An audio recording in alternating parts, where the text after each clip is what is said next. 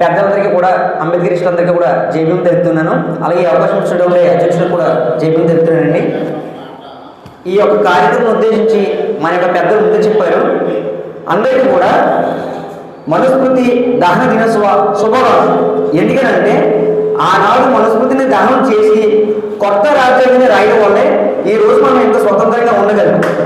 అందుకని సో ప్రతి ఒక్కరు కూడా మన ఈ యొక్క డేట్ శుభాకాంక్షలు తెలియజేసుకోవాలి. నా ముందు మాట్లాడినటువంటి పెద్దలు ప్రతి ఒక్కరు కూడా ఒక్కొక్క కోణంలో వారు చెప్పారు. నా కోణం ఏంటంటే దీంట్లోనే ఈనాడు ప్రజలు చైతన్యంతో కాకపోవడం కానీ లేదంటేనేమో జన సమీకరణ జరగలేదు అన్నారు కదా. జన సమీకరణ జరగకపోవడానికి కానీ ప్రతిదానికి కూడా ఏదో ఉంటే చరిత్ర తెలియకపోవడం. నా అనాలిసిస్ ఈరోజు ఎవరైనా సరే ఈ రోజు ఏమైనా అడిగితే వాళ్ళు ఏం చెప్తారండి, క్రిస్మస్ అని చెప్తారు. కానీ మనస్ఫూర్తి దానం అని చెప్పేసి చెప్పరు ఎవరు కూడా, అంటే ఎక్కువ చెప్పమని చెప్పరు. సో అది ఏమవుతుందండి, చరిత్ర అనేది వక్రీకరించబడింది. సో చరిత్ర అనేది ఎప్పుడైతే వక్రీకరించబడిందో అంటే ఇది మన ప్రజల్లో వక్రీకరించబడింది. ఒకటి ఏముందంటే ఆ రోజుకి ఇది అంబేద్కర్ సంబంధించిన రోజు, ఈ రోజు ఇంత చరిత్ర ఉందంటే వాళ్ళకి తెలియదు. తెలిస్తే మనకు ఏమవసరం లేదు, ఆటోమేటిక్ వాళ్ళు వచ్చేస్తారు.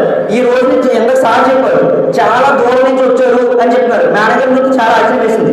అంత దూరం నుంచి అన్ని పొలం ఉన్నా వాళ్ళ రాక కారణం ఏంటి, వాళ్ళకి చరిత్ర తెలుసు, దాని యొక్క వాల్యూ తెలుసు, వెనకాల చేసినటువంటి త్యాగాలు తెలుసు.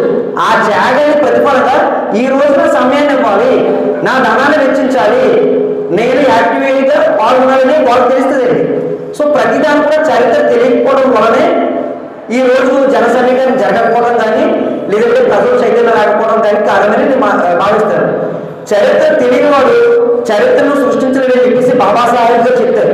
అది మంచి చెప్పిన మాట కూడా కాదు. సో వాళ్ళకి చరిత్ర తెలియదు